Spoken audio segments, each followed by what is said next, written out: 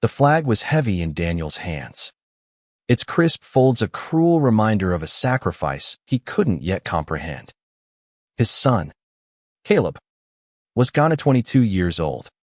A soldier. A hero. Or so he thought. Until Michael's trembling voice broke the silence at the coffin's edge. Daniel stood frozen in the dim light of the funeral parlor, the air thick with the scent of lilies and grief.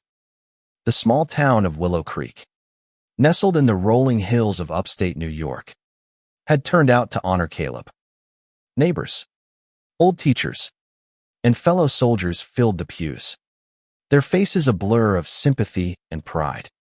Daniel's chest ached with a father's love, swollen with the stories of Caleb's bravery in Afghanistan. The army had called him a hero, said he'd saved his unit from an ambush. But Michael, his husband of 15 years, hadn't spoken a word about it since the news came. Not until now. Michael stepped forward, his dark suit sharp against the soft glow of candles. His hands shook as he gripped the podium, his eyes fixed on the open casket where Caleb lay, peaceful in his dress blues. "I can't let this lie bury him," Michael said, his voice low but piercing. The room stilled. Daniel's heart lurched. What lie? He'd always known Michael carried secret, quiet burdens from a life spent navigating a world that hadn't always welcomed him. But this was different. Michael's gaze met Daniel's. And in that moment, Daniel saw something he hadn't in years: fear. Not the fear of loss, but the fear of truth. Caleb wasn't a hero, Michael said, each word a stone dropped into still water. He was something more, and something less. Gasps rippled through the crowd. Daniel's grip on the flag tightened, his knuckles white. He wanted to shout, to stop Michael, but his feet were rooted to the floor. The truth, whatever it was coming for them both. Daniel and Michael had built a life together in Willow Creek, a town that had grown to accept their marriage with a mix of reluctance and warmth. They'd adopted Caleb as a baby, a bright-eyed boy who filled their home with laughter and chaos. Daniel, a high school history teacher, had taught Caleb to love stories of courage: soldiers, explorers, men who stood tall. Michael, a painter, had shown him how to see beauty in the broken, how to find color in pain. They'd raised him to be proud, to be kind, to be himself. But Caleb had always carried a shadow, one Daniel never fully understood. As a teenager, Caleb had been restless, torn between the small-town expectations and something deeper, unspoken. He'd come out to them at 16, his voice trembling as he said he was gay. Daniel had hugged him, told him he was loved. Michael had cried, not out of shame but relief, knowing Caleb wouldn't have to hide forever. But Willow Creek wasn't always kind, and Caleb's quiet strength had hardened into something fiercer after high school. He joined the army, saying he wanted to prove himself, to be more than the whispers behind his back. Now, standing in the funeral parlor, Daniel felt the weight of those years. Had he missed something? Had he pushed Caleb too hard to be the hero he'd always imagined? Michael's words echoed in his mind, something more, something less.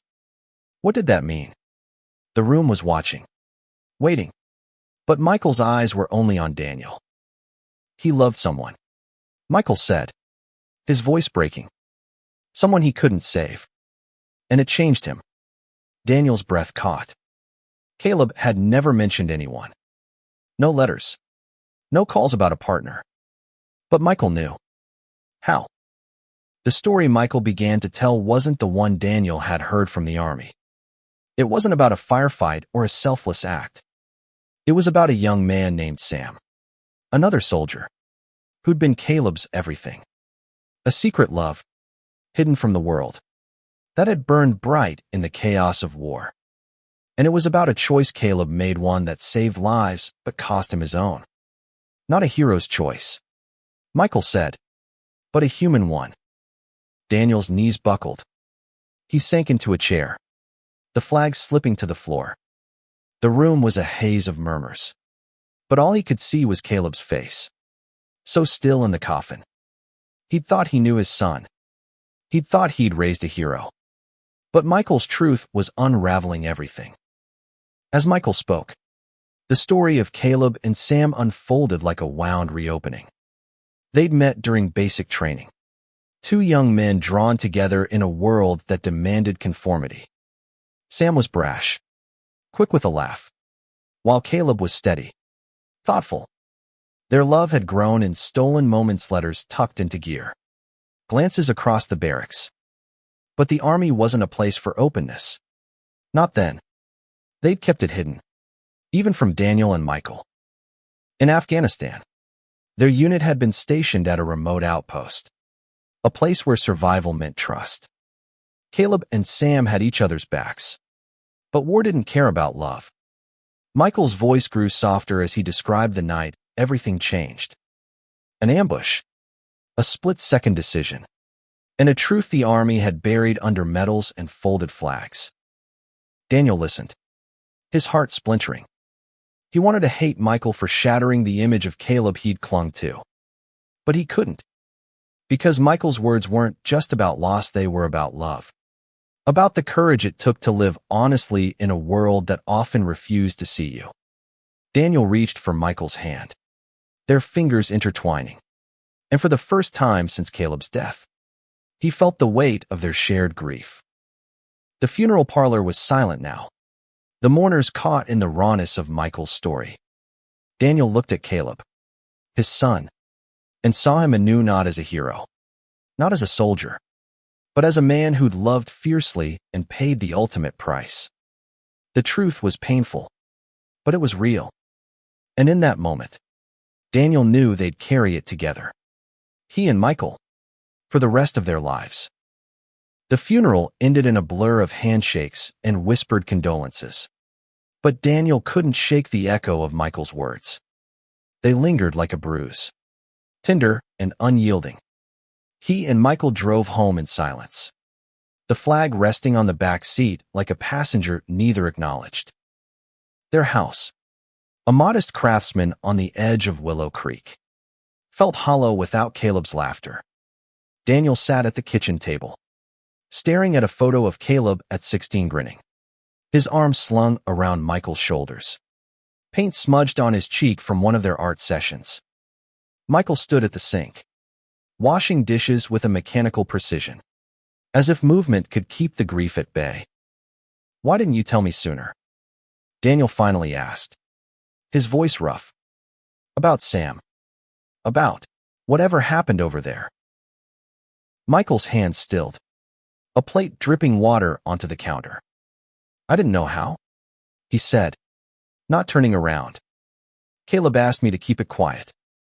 He was afraid you'd think less of him." "Less of him?" Daniel's voice cracked. "He was my son." Michael turned, his eyes searching Daniel's. "He was ours. But he was also his own. And he was scared. Dan. Scared you'd see him as weak for loving someone the way he did." The words cut deeper than Daniel expected. He'd always prided himself on being open, on loving Caleb no matter what. But had he? Had he pushed too hard for Caleb to be strong? To be the son who made Willow Creek proud? He thought of the times he'd bragged about Caleb's enlistment, the way he'd beamed when neighbors called him a hero. Had Caleb felt trapped by that? Michael sat across from him, his hands folded tightly. "He wrote to me," he said. "Letters he didn't want you to see. Not because he didn't trust you, but because he didn't want to disappoint you." "Show me," Daniel said, the words barely a whisper.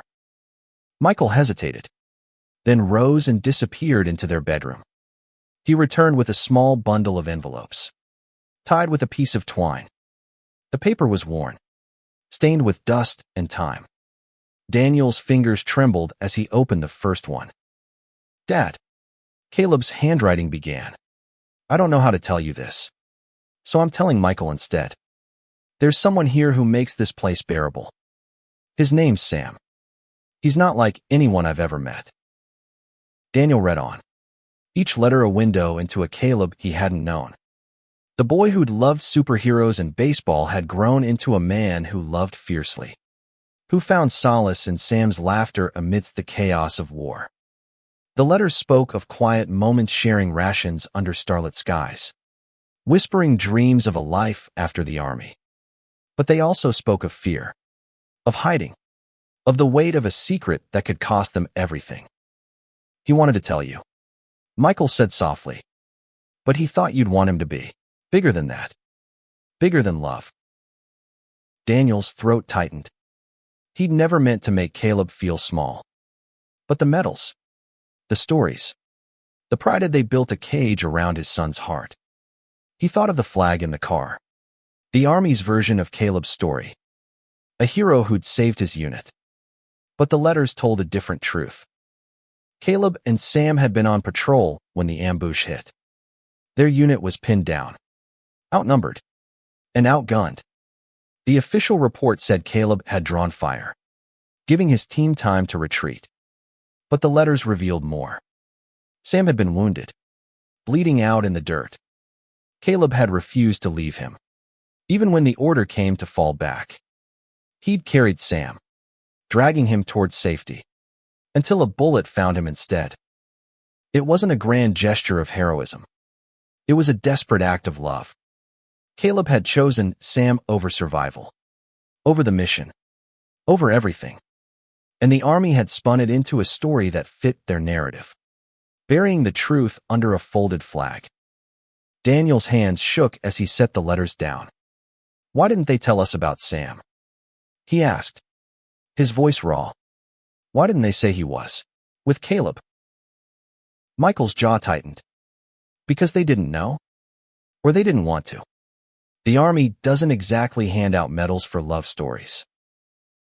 The weight of it settled over Daniel like a storm. His son had died for love, not glory. And yet, the town, the Army, even Daniel himself had tried to make him something he wasn't. A hero, yes, but not the kind they'd imagined. A hero who'd chosen his heart over his orders. That night, Daniel couldn't sleep. He lay beside Michael, listening to the soft rhythm of his breathing, and thought about the years they'd spent building a life together. They'd faced their own battles, disapproving parents, whispered slurs, the slow grind of acceptance in a small town. But they'd done it together, hand in hand. Caleb had deserved that too. A chance to love openly, without fear. The next morning, Daniel found Michael in the backyard, staring at the old oak tree where Caleb used to climb. We need to find Sam, Daniel said, his voice steady for the first time since the funeral. If he's alive, he deserves to know we know, that we're proud of him. Michael turned, his eyes glistening. You sure? Daniel nodded. Caleb didn't die a hero the way I thought. But he died for something real. I want to honor that. They spent the day digging through Caleb's letters, piecing together what they could about Sam. His last name was Carter, a private from Texas with a quick smile and a knack for fixing radios. The letters didn't say if he'd survived the ambush, but Daniel clung to hope. They called the VA, tracked down contacts from Caleb's unit, and sent emails to anyone who might know something. It was a long shot, but it felt like the only way to make things right. By evening, they had a lead a hospital in Virginia where Sam had been airlifted after the ambush. He was alive, recovering, but alone. No family had come for him. No one had known what he meant to Caleb. We're going, Daniel said, already grabbing his keys. Michael didn't argue. They packed a bag, left a note for the neighbor to check on the house, and hit the road. The drive to Virginia was long, the highway stretching endlessly before them. But Daniel felt a purpose he hadn't in weeks. This wasn't about fixing the past. It was about carrying Caleb's truth forward. The hospital in Richmond smelled of antiseptic and quiet despair. Daniel's boots echoed on the linoleum as he and Michael navigated the sterile halls. A folded letter from Caleb tucked in Daniel's pocket. They'd driven through the night, fueled by coffee and a shared need to find Sam, to piece together the fragments of Caleb's life. The nurse at the desk pointed them to room 312. "He's awake," she said, her voice kind but cautious. "But he doesn't get many visitors." Daniel's stomach twisted. What would they say to a man who'd loved their son, who'd carried the same secret Caleb had? Sam Carter was propped up in a hospital bed, his left leg in a cast, his face gaunt but alive. He was younger than Daniel expected, barely 20, with a mess of dark curls and eyes that held too much weight for someone so young. When he saw them, his expression shifted from confusion to wariness. "You're Caleb's dad's," he said, not a question. His voice was rough, like he hadn't spoken in days. "He talked about you." Daniel nodded, his throat tight. "We're Daniel and Michael. We know about you, about what you meant to him." Sam's eyes flickered, a mix of pain and surprise. "He told you?" "Not exactly," Michael said, stepping closer. "He wrote to me. Letters. About you. About what happened." Sam's gaze dropped to his hands, scarred and still. "I didn't think he'd tell anyone. We had to be careful." Daniel pulled a chair to the bedside, his heart pounding. "We're not here to judge, Sam. We just want to understand. To know him. To know you." Sam's story came slowly, like water from a cracked dam. He and Caleb had been inseparable, bound by a love that felt like defiance in a world of rules. They'd planned a life together, vague dreams of a cabin somewhere quiet, where they could be themselves. But the ambush had shattered that. Sam had taken a bullet to the leg, unable to move. Caleb had stayed, shielding him, dragging him toward cover until the end. "I begged him to go," Sam said, his voice breaking. "But he wouldn't. He said he'd never leave me." Tears welled in his eyes, and Daniel felt his own start to fall. Michael reached for Daniel's hand, their fingers locking tightly. The army had separated them after the ambush. Sam was airlifted out, while Caleb's body was sent home with a story that erased Sam entirely. "They didn't want to know about us," Sam said bitterly. "They called him a hero, but they didn't care why he did it." Daniel's chest ached. He thought of the flag, the medal, the polished narrative. "We care," he said. "We want to know all of him. The truth." Sam looked at them, searching their faces. "He loved you both. He said you were the reason he could be himself, even when it was hard. But he was scared you'd think he was less for choosing me over the mission." Daniel shook his head, tears spilling. He was never less. He was everything. They spent hours with Sam, listening to his memories of Caleb, his quiet humor, his stubborn streak, the way he'd hum old rock songs under his breath. Each story was a gift, a piece of Caleb they hadn't known. But it was also a wound, a reminder of what they'd lost. When they left the hospital, the sky was gray, heavy with the promise of rain. Michael leaned against the car, his face tired but softer. "He's a good kid," he said. "Sam, Caleb chose well." Daniel nodded, the letter in his pocket feeling heavier. "We need to do right by them. Both of them." Back in Willow Creek, they decided to hold a memorial, not for the hero the town had mourned, but for the real Caleb, the son who'd loved fiercely, who'd chosen love over duty. They invited Sam, who agreed to come, though his voice over the phone was hesitant.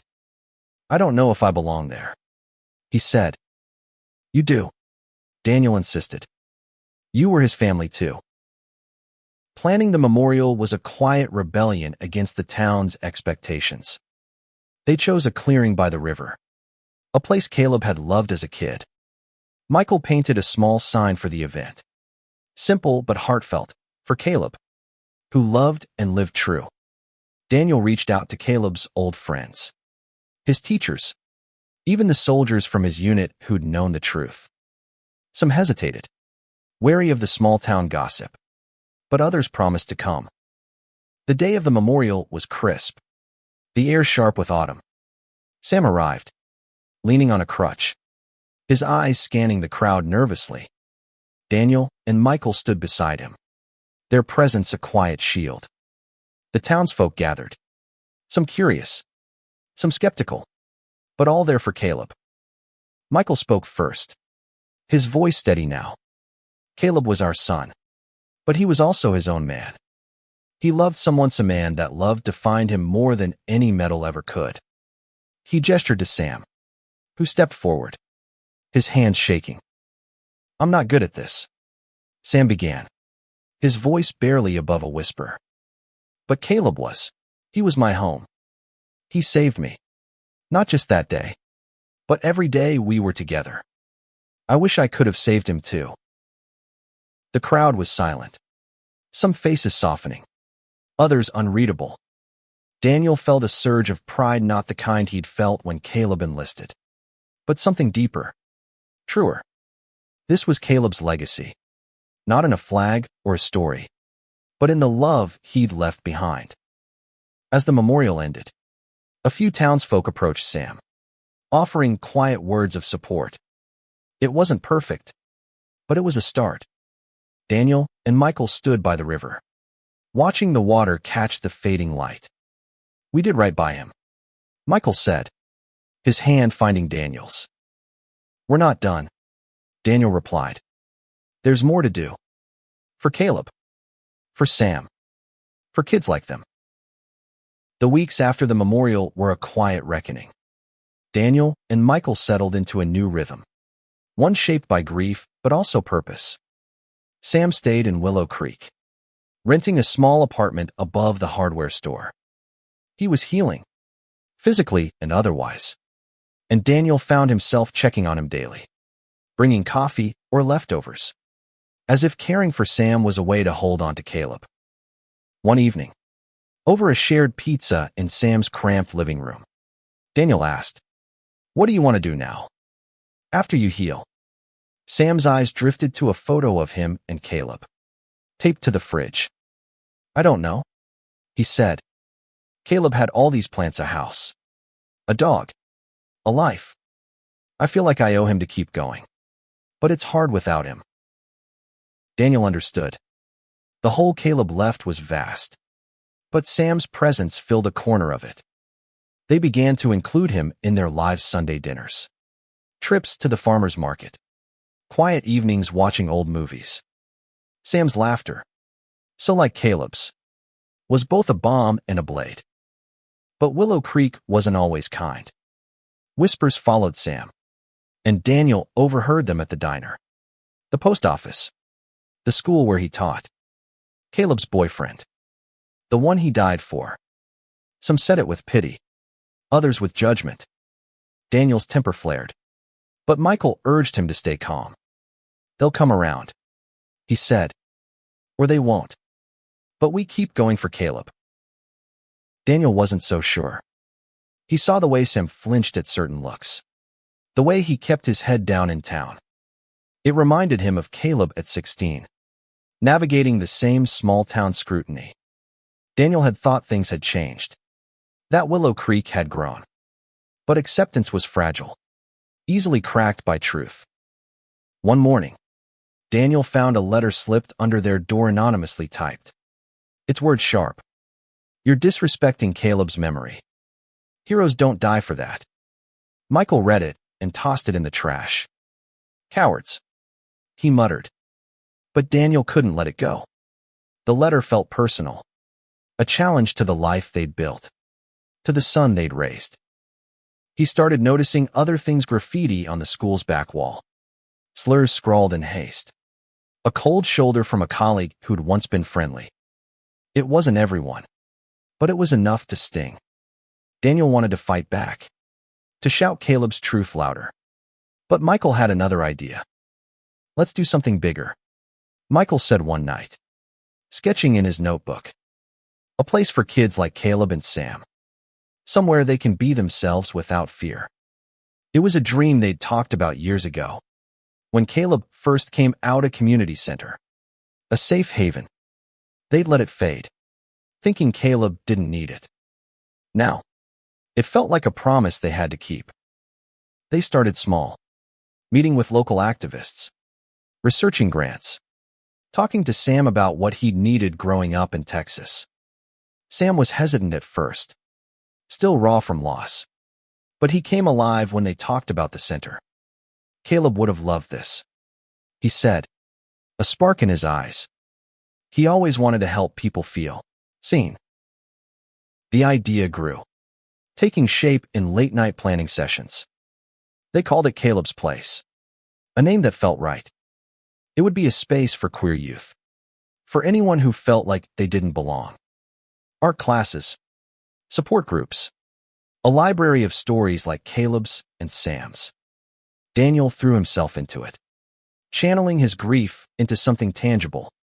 Michael painted a mural for the future space, a vibrant burst of color, two hands clasped under a sky of stars. But not everyone in Willow Creek was on board. At a town hall meeting, Daniel and Michael presented their plan, hoping for support. Most listened quietly. Some nodded, but a few voices cut through. "This isn't what our town needs," one man said, his arms crossed. "You're pushing an agenda." Daniel's hands clenched. But Sam, sitting beside him, spoke up. "It's not an agenda," Sam said, his voice steady despite his nerves. "It's about giving kids a chance to be who they are. Caleb died because he loved me. I don't want anyone else to pay that price." The room went quiet. A few people shifted uncomfortably, but others leaned forward, listening. Daniel felt a swell of pride for Sam, for the courage it took to stand up in a room full of strangers. He reached for Michael's hand, their fingers intertwining, a silent vow to keep fighting. By the end of the meeting, they had a handful of allies' parents, teachers, even a pastor who'd known Caleb as a kid. It wasn't a landslide, but it was enough to start. They secured a small grant, enough to rent a storefront on Main Street. Sam volunteered to help with outreach, using his story to connect with others. Daniel and Michael poured their savings into it, knowing it was what Caleb would have wanted. As winter settled over Willow Creek, Caleb's Place began to take shape. Volunteers painted walls, donated books, set up tables for art supplies. Sam hung the photo of him and Caleb on the wall, a quiet tribute. Daniel watched him, seeing echoes of his son in every movement. It hurt, but it also healed. One night, as they locked up the storefront, Michael pulled Daniel close. "We're doing this for him," he said, "but we're also doing it for us, for who we were when we were young and scared." Daniel nodded, his throat tight. "I just wish he could see it." "He does," Michael said, his voice soft. "He's here." Caleb's Place opened on a cold February morning, the storefront glowing with string lights and fresh paint. Daniel stood at the door, greeting nervous teenagers and curious parents, while Michael hung his mural, now framed, above the entrance. Sam was there too, handing out hot cocoa, his crutch gone, but his limp a reminder of what he'd survived. The opening was small but meaningful. Kids from Willow Creek and nearby towns came, some with their parents, others sneaking in alone. A girl with purple hair lingered by the art table, sketching quietly. A boy in a hoodie sat in the corner, reading one of the books Sam had donated, a collection of queer stories. Daniel watched them, his heart swelling. This was what Caleb had needed, what he'd fought for in his own way. But the opening wasn't without tension. A small group of protesters stood across the street, holding signs about family values. Daniel's stomach churned, but Michael squeezed his shoulder.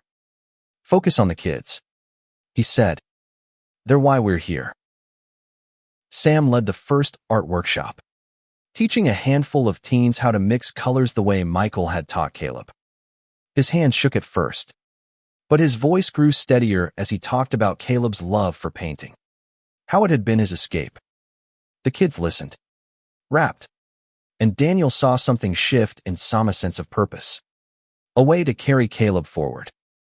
Over the next few weeks, Caleb's place became a refuge. Kids dropped by after school, some to talk, others to just sit in a space where they didn't have to explain themselves. Sam became a fixture, sharing stories of Caleb that made the kids laugh and cry. Daniel and Michael took turns leading groups, listening to stories of bullying, rejection, and quiet triumphs. Each one felt like a thread connecting them to Caleb. But the opposition didn't fade. The anonymous letters continued, now targeting Caleb's place. Close it down. You're corrupting our kids. Daniel wanted to confront whoever was behind them, but Michael urged patience. We fight by staying open, he said. By showing them love wins. One evening, a brick shattered the storefront window. The word freak scrawled across it.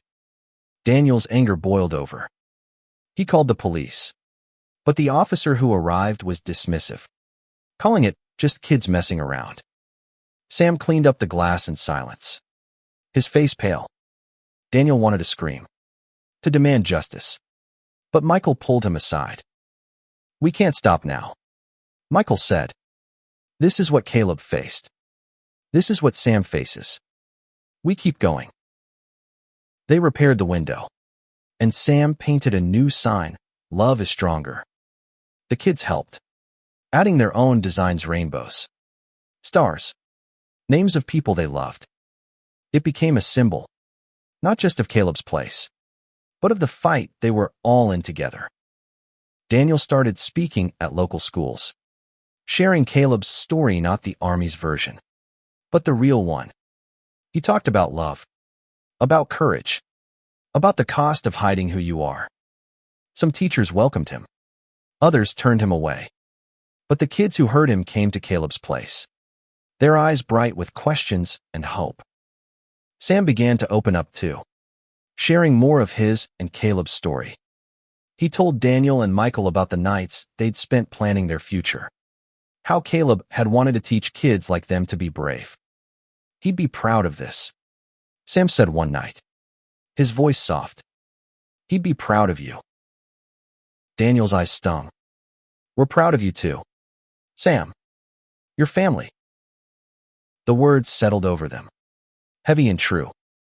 Sam was more than Caleb's love, was their son now, in a way neither had expected. They began to plan for the future, not just for Caleb's place, but for Sam's place in their lives. They helped him enroll in community college, where he studied art therapy, inspired by Michael's work. As spring came, Caleb's place grew. A local church donated books, and a nearby bakery started sending pastries for the kids. The protesters dwindled, their signs less frequent. It wasn't perfect, but it was progress. Daniel and Michael felt Caleb in every moment, the laughter of the kids, the colors on the walls, the quiet strength of Sam's healing. One afternoon, a girl named Miah, the one with purple hair, approached Daniel. I came out to my mom last week, she said, her voice trembling. She didn't kick me out because of this place, because of Caleb's story. Daniel hugged her, his heart full. This was why they'd fought, why they'd opened their wounds to the world. For Miah, for Sam, for every kid who needed a home. That night, Daniel and Michael sat on their porch, the air warm with the promise of summer. We're doing it, Michael said, his hand resting on Daniel's. We're keeping him alive. Daniel nodded, his eyes on the stars. Not just him, all of them. Summer brought new life to Caleb's place. The kids painted a mural on the back wall, a riot of colors that echoed Michael's style. Sam led more workshops, his confidence growing with each session. Daniel watched him, marveling at how far he'd come from the broken boy in the hospital bed. But the shadow of Caleb's absence never fully lifted. One evening, Daniel found an old journal of Caleb's tucked in a box of his things. The pages were filled with sketches and notes plans for a life with Sam. Dreams of a world where they didn't have to hide. One entry stopped Daniel cold. I want Dad and Pops to be proud of me. Not for medals, but for who I am. Tears blurred the words. Daniel had been proud, but had Caleb known? He showed the journal to Michael, who read it in silence. He knew. Michael said finally. He knew he loved him, but he needed to prove it to himself. Daniel nodded, but the words lingered. He thought of the times he'd pushed Caleb toward sports, toward the army, toward being the son who made Willow Creek proud. Had he pushed too hard? Had he made Caleb feel like love wasn't enough? The question haunted him as Caleb's place grew. They expanded, adding a counseling room and a small stage for open mic nights. Kids shared poetry, music, stories of their own struggles. Sam performed one night, reading a letter he'd written to Caleb. You gave me everything, he said, his voice breaking. I'm living for both of us now. The room erupted in applause, and Daniel saw tears in Michael's eyes. But the opposition hadn't vanished. A petition circulated to shut down Caleb's place, claiming it promoted unnatural behavior. Daniel's anger flared, but Sam was the one who stepped up. Let me talk to them, he said. I know what it's like to be afraid of this. Against Daniel's instincts, they invited the petition's leader, a man named Tom, to visit Caleb's place. Tom was gruff, a local mechanic who'd known Caleb as a kid. He arrived with arms crossed, his face set. Sam gave him a tour, showing him the art room, the library, the kids laughing over board games. This isn't about politics, Sam said.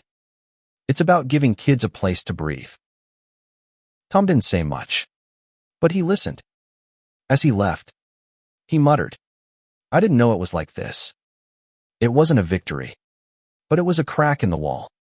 Daniel realized Sam's strength wasn't just in surviving it, was in his willingness to reach out, to bridge the gap Caleb had never been able to. The summer ended with a fundraiser, a community fair to keep Caleb's place running. The kids organized it, setting up booths with crafts and baked goods. Michael painted portraits for donations, while Daniel manned the grill. Sam ran a storytelling booth, sharing Caleb's story with anyone who'd listen. The town showed up more than they'd expected. Even Tom was there, buying a cupcake from Miah. As the sun set, Daniel and Michael stood by the river, watching the kids dance to music from a portable speaker. Sam joined them, his limp barely noticeable now. This is what he wanted, Sam said. A place where people could be themselves. Daniel nodded, his throat tight. You're making it happen, Sam. You and these kids. The fundraiser raised enough to keep Caleb's place open for another year. But more than the money, it was the faces, the kids who felt safe, the parents who were learning to listen, the town that was slowly, imperfectly, changing. Daniel felt Caleb in every moment, his love woven into the laughter, the colors, the hope. That night, Daniel dreamed of Caleb. He was standing by the river, his smile bright, his hand clasped with Sam's. You did good, Dad, he said. Daniel woke with tears on his cheeks, Michael's arm around him. For the first time, the grief felt lighter, like a weight they could carry together. As fall approached, Daniel and Michael began planning for the future. They wanted Caleb's place to grow, maybe even open another location. Sam was thriving in college, his art therapy classes giving him a new purpose. He talked about Caleb less as a loss and more as a presence, a guide for the work they were doing. One afternoon, a package arrived, a box of Caleb's belongings from the army, things they hadn't seen before. Inside was a small notebook, filled with letters Caleb had never sent. They were to Sam, to Daniel, to Michael. Words of love, of fear, of hope. I want you to know me, Caleb had written. All of me. Daniel read the letters aloud to Michael and Sam, their voices blending in the quiet of their home. Each word was a piece of Caleb, a reminder that his truth was their strength. They cried. They laughed. They held each other. And in that moment, Daniel knew they'd keep going for Caleb, for Sam, for every kid who needed a home. The first anniversary of Caleb's death came with a quiet ache. Daniel, Michael, and Sam gathered at the river, the place where they'd held the memorial. They brought a small stone, engraved with Caleb's name and the words "Love True." It wasn't a grave, but a marker, a way to anchor his memory in the place he'd loved. Sam knelt by the stone, tracing the letters. I used to think I'd never move forward, he said. But being here, with you, with the kids, it's like he's still with me. Daniel's eyes stung. He's with all of us. They stood in silence, the river's soft rush filling the space. Michael's hand found Daniel's, their fingers intertwining. The grief was still there, but it had softened, woven into the love they carried for Caleb, for each other, for the work they were doing. Caleb's place had become a beacon, not just for Willow Creek, but for the surrounding towns. Kids came from hours away, drawn by stories of a place where they could be themselves. The center hosted its first Pride event, a small but vibrant celebration with rainbow flags and music. Sam led a workshop on storytelling, encouraging kids to share their truths. Miah, now a regular, read a poem about her journey, her voice steady and proud. The town was changing. Slowly. The protesters were fewer, and some who'd once opposed Caleb's place now stopped by, curious or softened by the stories they heard. Tom, the mechanic, became a regular donor, quietly dropping off checks with a gruff, "Keep it going." Daniel saw it as a victory, not just for them, but for Caleb's legacy. But the work wasn't easy.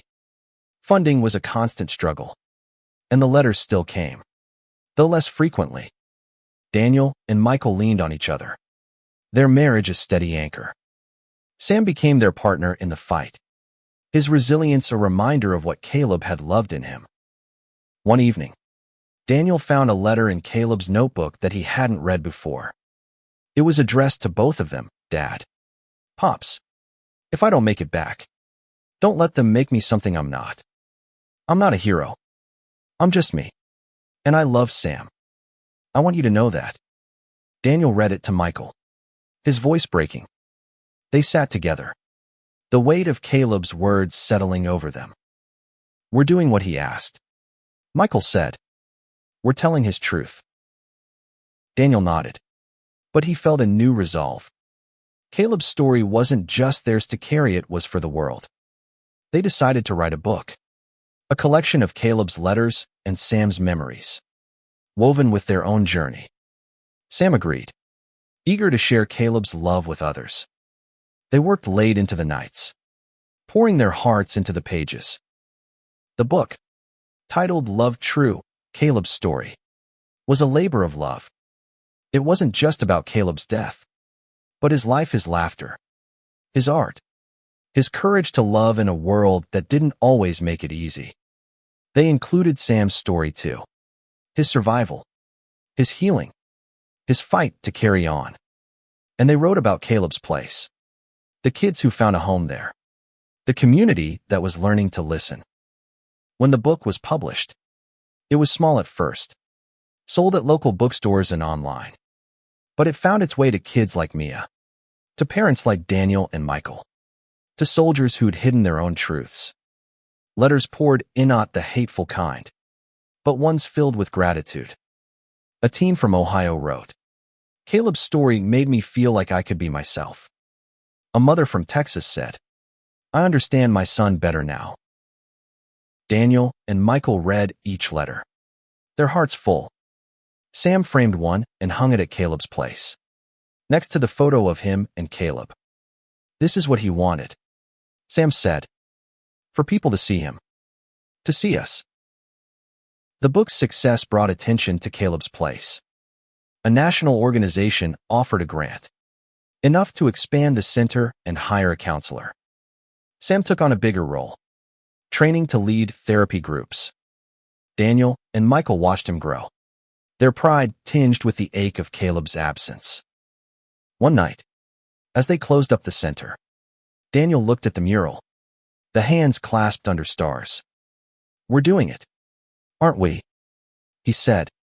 We're making him proud. Michael smiled, his eyes soft. We always did. But now the world knows it too.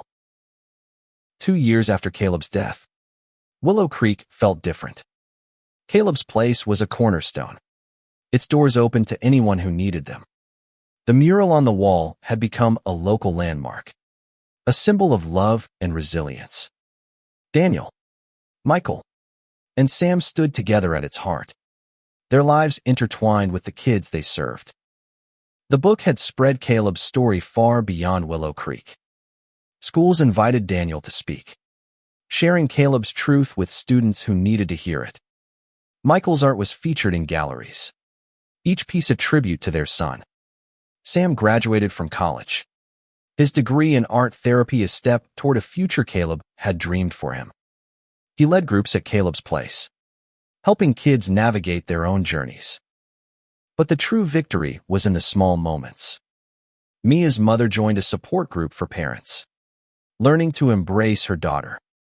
Tom, the mechanic, brought his nephew to the center, a shy boy who'd just come out.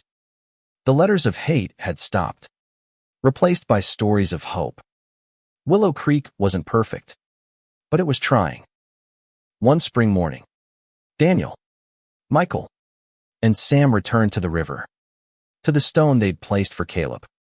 They brought flowers, a mix of lilies and wildflowers, and laid them gently by the marker. Sam knelt, his fingers brushing the words "Love True."